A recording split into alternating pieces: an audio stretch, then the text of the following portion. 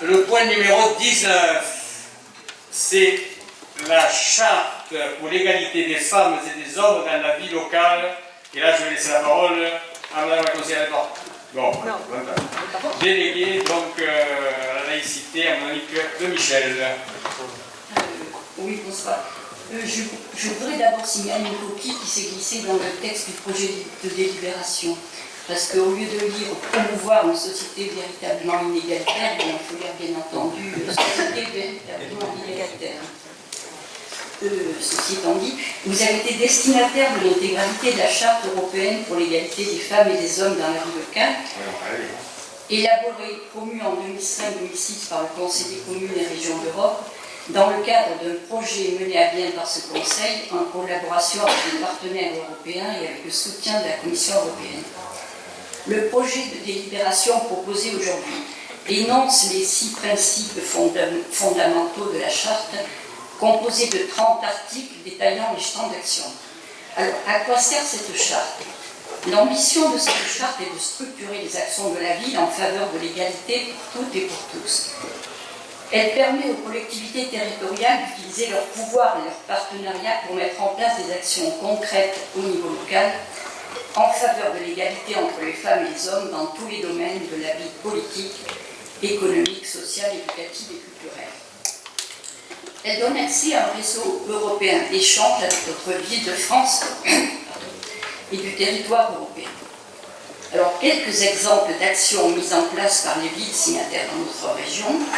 Par exemple, à Sète, qui a signé la charte en 2009, il y a eu la nomination d'une déléguée à la condition féminine, le respect de la quasi-parité dans les postes de catégorie A, l'ouverture d'un poste d'intervenante sociale au commissariat afin de mieux prendre en charge les victimes de violences conjugales.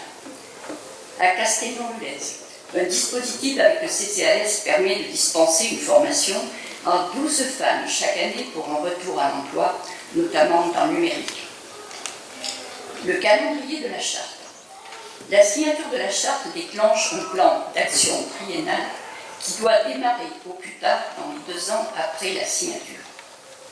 Un groupe de travail composé d'élus et de techniciens va être mis en place pour son élaboration. Ce plan d'action restera à définir avec tous les partenaires mobilisés et devra fixer des axes ou actions prioritaires déclinés sur le long terme. Ce plan sera bien évidemment présenté en conseil municipal. La ville de Metz a depuis longtemps intégré les enjeux d'égalité dans les différentes actions menées dans le cadre de ses compétences. Par cette action symbolique de la signature de la charte, la ville souhaite formaliser son engagement en faveur de l'égalité entre les femmes et les hommes. Nous avons encore du travail à faire dans ce domaine et cette charte nous donnera les leviers pour avancer.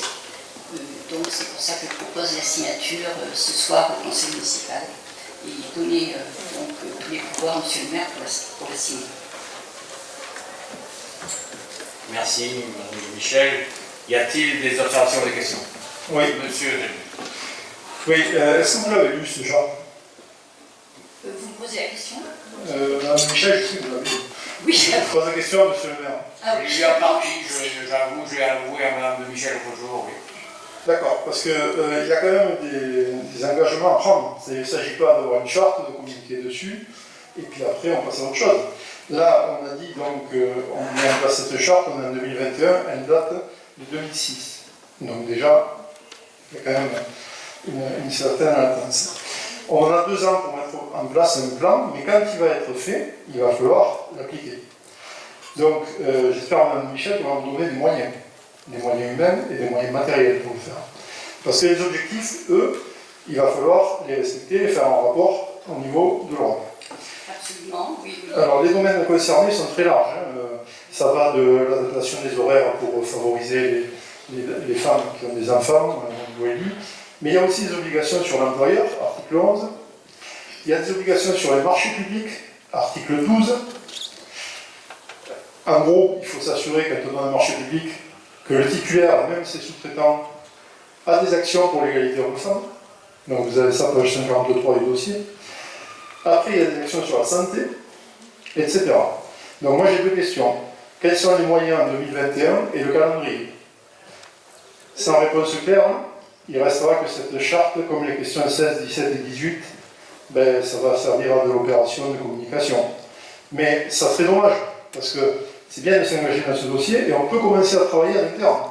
Et on n'a pas besoin d'une charte pour ça. Faire un diagnostic des salaires, égalité hommes-femmes, regarder les attributions déjà au niveau des élus, les répartitions des postes d'adjoints, regarder dans les cadres des services. Tout ça, on peut déjà l'attaquer. Après, s'il faut travailler dessus, moi je suis volontaire, on travaille dessus. Mais ne croyez pas qu'on va signer ça et que ça va rester lettre morte après. Il va falloir s'expliquer. Disons qu'effectivement, cette charte, donc on va avoir 2 ans pour l'appliquer et qu'un groupe de travail va travailler dessus. Donc, il ne s'agit pas d'être trop ambitieux dès le départ. Hein, peut-être il faut se fixer quelques projets, quelques actions à venir et puis après faire le bilan. En principe, il doit y avoir une clause de revoyure tous les ans. Hein, d'ailleurs, on doit faire le bilan. C'est vrai qu'on ne part pas de zéro au niveau de Metz. Hein, donc, le groupe de travail déterminera les axes de ce plan de formation. Je suis d'accord, mais quand on signe une charte, on s'engage. Moi, je lis la charte, page 18. Le signataire se charge de mettre en œuvre les mesures suivantes. Pour chaque contrat, je suis sur le marché public, hein, monsieur Henry, pour chaque contrat significatif qu'il envisage de signer, prendre en considération les implications de genre et les opportunités qu'offre ce contrat pour la promotion de l'égalité homme-femme. S'assurer que les dispositions du contrat prennent en compte les objectifs d'égalité des sexes du contrat lui-même. S'assurer que les autres termes, il y en a 2 pages. Voilà. Donc ce que je veux dire, c'est qu'il ne s'agit pas d'engager la ville, ça va toucher l'organisation interne, ça va toucher les marchés publics, ça va toucher les services sociaux. Donc si on veut travailler sérieusement, je pense qu'il vaut mieux lire la charte.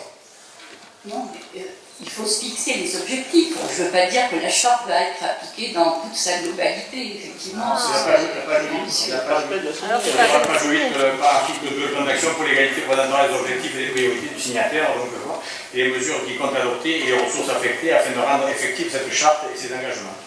Donc on vraiment, mais je sais que c'est oui. On fera le nécessaire pour y arriver, et si on n'y arrive pas, il faut être fragile, on n'y arrive pas. Oui. Mais déjà pareil que les autres questions, comme vous disiez, monsieur Laguigo, monsieur Baza, c'est que on prend l'initiative de vouloir aller dans ce sens et on va se donner des moyens dans la mesure de nos possibilités, dans la mesure de possibilités humaines et financières. Mais j'avais posé 2 questions. Le calendrier 2021 et les moyens 2021. Le calendrier 2021, a priori, à ma connaissance, il n'est pas fixé. À moins que Mme de Michel puisse répondre là-dessus. Disons qu'au calendrier, le groupe de travail se réunira dès que possible, va se constituer d'abord, ce qui n'est pas pour l'instant, hein, enfin, il sera composé des élus qui seront concernés, disons, dans les délégations, que ce soit éducatives, sportives, sociales, évidemment. Et ensuite, avec les intervenants, des techniciens, qu'on peut appeler des techniciens, mais les intervenants qui vont aider à la mise en forme, disons, des objectifs de cette charte. Donc, le groupe de travail peut être constitué, enfin, peut-être dès septembre, je pense, hein, peut-être que l'été n'est pas très propice. Et ensuite, donc, il a 2 ans pour établir ce plan. Voilà. C'est déjà la première pierre à l'édifice, et tant qu'on ne vote pas ça, on ne peut pas mettre en place ce projet. Hein? Madame Galibert. Je voulais juste compléter un micro. Mettez le micro, s'il vous plaît. Oui, voilà. Oui, pour compléter, alors c'est vrai que c'est très bien, mais j'ai été voir sur le site de la ville, ne serait-ce que sur le site, on peut se rendre compte que, là voilà, on a 10 élus hommes pour 4 femmes, 2 hommes en tête de liste, et en fin de liste, par contre, on a 6 femmes pour 4 hommes. Au niveau du site de la ville, la liste des élus d'opposition laisse apparaître 4 hommes, puis 4 femmes. Alors que la parité avait été respectée sur notre liste. Donc déjà, peut-être commencer par des petites choses comme ça, puisque le site de la ville est quand même la vitrine. On a l'impression qu'il y a quand même l'article 1 de la Constitution du 4 octobre 58, et qui a été modifié le 23 juillet 2008, qui dit « La loi favorise l'égal accès des femmes et des hommes aux mandats électoraux et fonctions électives, ainsi qu'aux responsabilités professionnelles et sociales. » Ça ne date pas d'aujourd'hui. Alors peut-être avancer sur des choses comme ça, n'ont À pas... ma connaissance, la parité a été respectée sur la liste. Non. Je ne sais pas, sinon on va se connecter, moi. Si la vôtre était fériée, c'est un exemple, mais la nôtre, elle a été respectée aussi. Sur l'exécutif. Sur l'exécutif. Sur les élus. Mais, Sur les 8 élus. Les 8 élus. Sur les 8 élus premiers. oui, après, on distribue les compétences des gens au vu de Non, mais ce que je veux il y a des femmes qui sont plus compétentes que des hommes. Il y a des hommes Ce que je veux juste dire, c'est que, ben voilà, il y a des choses très simples qu'on peut mettre et à en mon place. sens, ça doit être respecté. À mon avis, sinon ça va aussi, je ne pense pas. Je ne sais pas, je vais peut-être dans ce truc-là, mais à mon avis, ça va respecter. Il est dans les 8, dans les 9 élus, il y en a 9, c'est sûr. Bon, donc il doit y avoir un homme et une femme, non? Oui? C'est pas Vous vrai? avez plus d'élus hommes, d'élus, on va dire pas d'élus, mais d'adjoints hommes que d'adjoints femmes, on est bien d'accord. Alors vous dites que vous êtes allé chercher dans les compétences Je ne sais pas si on a plus d'élus d'hommes que de femmes. Alors, il y a un nombre d'élus adjoints. Enfin, c'est pas la question. Donc, il y a un nombre impair, il y a forcément un sexe de plus, un sexe de plus de l'autre. Donc, il y a un nombre de plus, il faut y avoir un nombre de plus. Galibert, ça c'est pas à l'ordre du jour, ce truc-là. Donc, on parle de... Ce que je voulais revenir, c'est sur l'égalité homme-femme, quand vous allez sur les sites pour regarder. Et du coup, ben voilà, à première vue, c'est pas respecté. Bien. Je vais voir. Qui est pour? J'ai une intervention. Oui, bon, allez-y, monsieur le curé. Sinon, Allez-y, je vous en prie, bon, c'est pas plus on sort tout de suite, c'est bon. Nous sommes sans doute d'accord sur le fait que cette charte ne traite pas exclusivement des rapports hommes-femmes, mais aussi de discrimination sexiste pouvant être faite aussi bien par des femmes que par des hommes au détriment de femmes ou d'hommes. Dans l'article 6 de cette charte, qui traite des stéréotypes, il est stipulé: le signataire s'engage à contrer et à prévenir autant que possible les préjugés, pratiques, utilisation d'expressions verbales et d'images fondées sur l'idée de la supériorité ou de l'infériorité de l'un ou l'autre des deux sexes, ou sur les rôles féminins et masculins stéréotypés. Donc c'est clair. Chacun connaît ici les insultes sexistes, les écrits discriminants visant à humilier une élue aujourd'hui minoritaire, qui ont été portés par une adjointe en août 2019. À l'époque, nous n'avons ni lu ni entendu de prise de position officielle visant à blâmer cet élu pour ses propos. À l'époque, nous n'avons non plus ni lu ni entendu la présidente du comité d'action laïque de Metz s'offusquer de ses propos. Heureusement, la charte que nous signerons avec vous nous donne toujours dans l'article 6 des solutions envisagées pour éliminer définitivement ce genre de pratique. Je cite: le signataire aidera ses collaborateurs et collaboratrices par de la formation ou par d'autres moyens à identifier et à éliminer les attitudes et comportements stéréotypés et ajustera les standards de comportement à cet égard. Pour conclure, nous serons avec vous signataires de cette charte qui porte les valeurs humanistes et universalistes et qui nous animent, mais nous attendons de vous des actions, des attitudes qui montrent que vous êtes des acteurs réels et nous serons très vigilants. Nous espérons donc que cette signature ne sera pas une manière à nouveau de faire de la communication sur des valeurs qui resteront des mots choisis et des photos complaisantes. Bien, merci de votre intervention. On met au voix qui est pour adopter l'unanimité.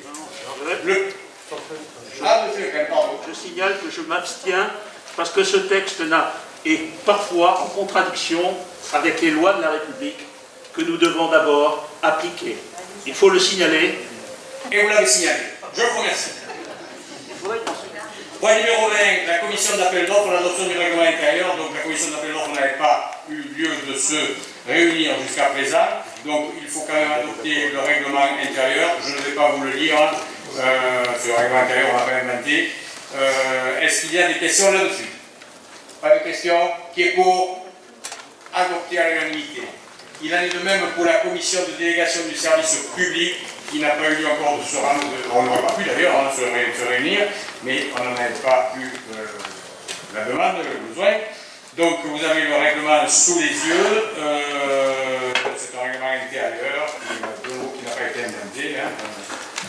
Est-ce qu'il y a des questions là-dessus? Pas de questions. Qui est pour adopter? Concernant le foncier, je vous propose de dénommer le chemin rural numéro 63, dit de Montmez-le-Haut, qui remonte vers le lieu dit Sesquier-Pomès, soit le nommé chemin de Montmez-le-Haut. Et le chemin rural numéro 60, dit de Montmez, descendant vers le lieu dit Vinaigre, je vous propose de le nommer chemin de Vinaigre. Voilà. Est-ce que vous êtes d'accord là-dessus? Oui, monsieur Aiza. Oui, monsieur le maire, juste une remarque. Oui. Est-ce que vous avez vu monsieur Siffre par rapport au chemin de Vinaigre? Oui, ça, apparemment. Pardon? Il était en commission de travaux. Il était en commission de travaux et M. Siffre nous a signalé que le chemin était en mauvais état, c'est ça? Non, par rapport au nom du chemin. Je vous explique, Oui. Vous devez le savoir. À l'époque, Montmez s'appelait Vinaigre. Bon, ça a été changé, puisque vin de vinaigre, c'est pas très. Sachant qu'on va remettre cette voie qui va s'appeler chemin de vinaigre, voir on ne sait jamais si il fait de la production de vin. Je pense qu'en termes d'image, c'est pas trop valorisant. Donc je pense qu'il faudrait demander à M. Siffre, on ne sait jamais, pour le moment il ne fait que de la céréale, mais bon, c'est pas jamais, il y a des gens qui dans le coin font des vignes. Oui, c'est vrai, c'est vrai.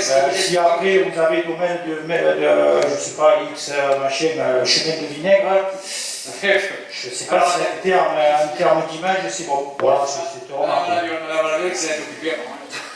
Oui, donc on a eu une demande de l'ensemble des habitants de cette zone pour déterminer de façon plus précise leur adresse, notamment l'arrivée de la fibre optique. Et là, ils ont des demandes précises.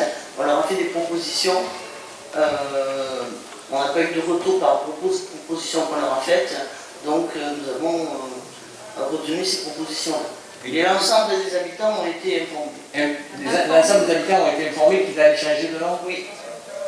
Et on aura écrit. Si vous ne pas qu'il y ait de problème, pour moi, voilà, mais je vous dis ça parce que comme ça avait été changé à une époque, c'est pour ça que je Mais pourquoi, puisqu'on met chemin de Montmez-le-Haut, pourquoi on ne met pas chemin de Montmez-le-Bas? Je sais, moi, mais.